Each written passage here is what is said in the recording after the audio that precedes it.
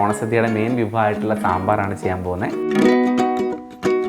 ഒരു നാരങ്ങ വലിപ്പത്തിലുള്ള പുളി വെള്ളത്തിലിട്ട് മാറ്റി വെക്കുന്നുണ്ട്. അപ്പോൾ നമ്മൾ പുളി നല്ല രീതിയിൽ പുളി പിഴിഞ്ഞ് മാറ്റി വെച്ചു. ഇനി നമ്മൾ ഉരുളിയിലേക്ക് പരിപ്പ് വേവാനായിട്ടുള്ള വെള്ളം ഒഴിച്ചു കൊടുക്കുന്നുണ്ട്. നമ്മൾ സാമ്പാർ പരിപ്പാണ് ഇതിന് വേണ്ടിയിട്ട് യൂസ് ചെയ്യുന്നത്. 50 ഗ്രാമോളം സാമ്പാർ പരിപ്പാണ് നമ്മൾ ഇതിന് വേണ്ടിയിട്ട് ഉപയോഗിക്കുന്നത്. സാമ്പാറിന് പരിപ്പ് നമുക്ക് കുക്കറിൽ വേണമെന്നുണ്ടെങ്കിൽ കുക്കറിൽ വേവിക്കാം. നമ്മളിവിടെ ഉരുളി തന്നെയാണ് വേവിച്ചേക്കുന്നത്. സാമ്പാർ മുളക് 2 എണ്ണം, പിന്നെ നമ്മൾ ചെറുപുള്ളി 4 പീസ്, 1/4 ടേബിൾ സ്പൂൺ മഞ്ഞൾപ്പൊടി, 1/2 ടേബിൾ സ്പൂൺ ഉപ്പ്, ഇത്രയാണ് നമ്മൾ ആദ്യം തന്നെ ഇട്ട് കൊടുക്കുന്നത്.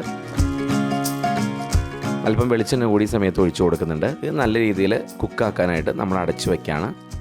സാമ്പാർ തയ്യാറാക്കുമ്പോൾ പരിപ്പ് വച്ചതിന് ശേഷം പച്ചക്കറി കട്ട് ചെയ്താലും നമുക്ക് ഒരുപാട് സമയം ലാഭിക്കാൻ പറ്റും. ഇനി നമ്മൾ മുരിങ്ങാക്കോല്, ചെറിയ ക്യൂബ് വലിപ്പത്തിൽ മത്തങ്ങ, ഉരുളക്കിഴങ്ങ്, ക്യാരറ്റ്, ഇത്രയാണ് നമ്മൾ എടുത്തിരിക്കുന്ന പച്ചക്കറികൾ. നമ്മുടെ ഭാഗത്തൊക്കെ കൂടുതലും വെണ്ടക്കായ, തക്കാളി മാത്രമാണ് സാമ്പാറിന് ഉപയോഗിക്കുകയുള്ളൂ. പരിപ്പ് വേകാനായിട്ട് അല്പം കൂടി വെള്ളം നമ്മൾ ഒഴിച്ചു കൊടുക്കുന്നുണ്ട്. ഒരു 10 മിനിറ്റിനുള്ളിൽ പരിപ്പ് നല്ല രീതിയിൽ നമുക്ക് വെന്ത് കിട്ടും. പരിപ്പ് വെന്തതിന് ശേഷം മാത്രമാണ് ബാക്കിയുള്ള പച്ചക്കറികളെല്ലാം ഇട്ട് കൊടുക്കുന്നുള്ളൂ. മുരിങ്ങാക്കോലൊക്കെ നമ്മൾ ആദ്യമേ തന്നെ ഇട്ട് കൊടുക്കുന്നുണ്ട്. ഏറ്റവും അവസാനമാണ് വെണ്ടക്കായും തക്കാളിയും നമ്മൾ ഇതിലേക്ക് ചേർക്കുന്നത്. ആദ്യം തന്നെ നമ്മൾ മുരിങ്ങാക്കോല ഇട്ട് കൊടുക്കുകയാണ്.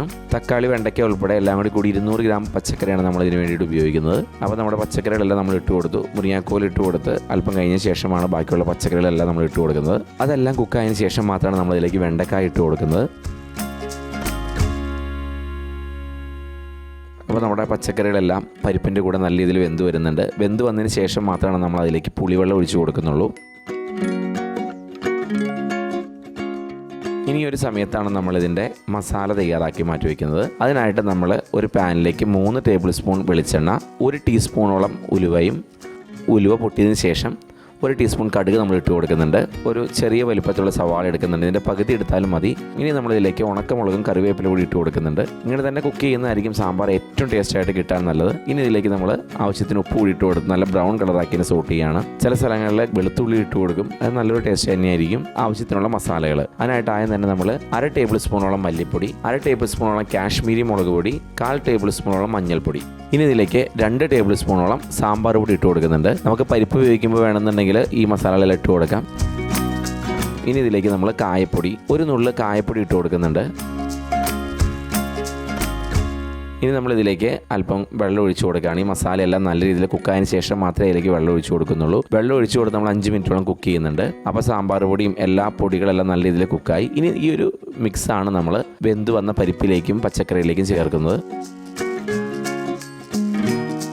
വെള്ളം ഒഴിച്ചു കൊടുത്തു. ഒരു 10 മിനിറ്റ് കൂടി ഇങ്ങനെ കിടന്ന് തിളച്ച് കഴിയുമ്പോൾ നല്ല രീതിയിൽ കുറുകി വരും. ഇപ്പോൾ പച്ചക്കറിയും പരിപ്പും എല്ലാം നല്ല രീതിയിൽ വെന്ത് വന്നിട്ടുണ്ട്. ഈ സമയത്ത് നമ്മൾ ഇതിലേക്ക് തക്കാളി ഇട്ട് കൊടുക്കുകയാണ്. വളരെ ചെറിയ വലുപ്പത്തിലുള്ള ഒരു തക്കാളിയാണ് ഇട്ട് കൊടുക്കുന്നത്. ഇനി ഇതിലേക്ക് നമ്മൾ ഒരു നുള്ള് നെയ്യ് ആഡ് ചെയ്യുന്നുണ്ട്. ഇത് ഓപ്ഷണലാണ്. നല്ലൊരു ടേസ്റ്റ് കിട്ടാൻ വേണ്ടിയിട്ടാണ് നമ്മൾ ഇട്ട് കൊടുക്കുന്നത്. നെയ്യിൻ്റെ സ്വാദ് ഇഷ്ടമല്ലാത്തവർ ഇതൊരിക്കലും ഇട്ട് കൊടുക്കണ്ട. ഇനി ഇതിലേക്ക് നമ്മൾ ഗാർണിഷിനായിട്ട് മല്ലിയില കൂടി ഇട്ട് കൊടുക്കുന്നുണ്ട്. അപ്പം നമ്മുടെ സാമ്പാർ റെഡിയായി കഴിഞ്ഞു.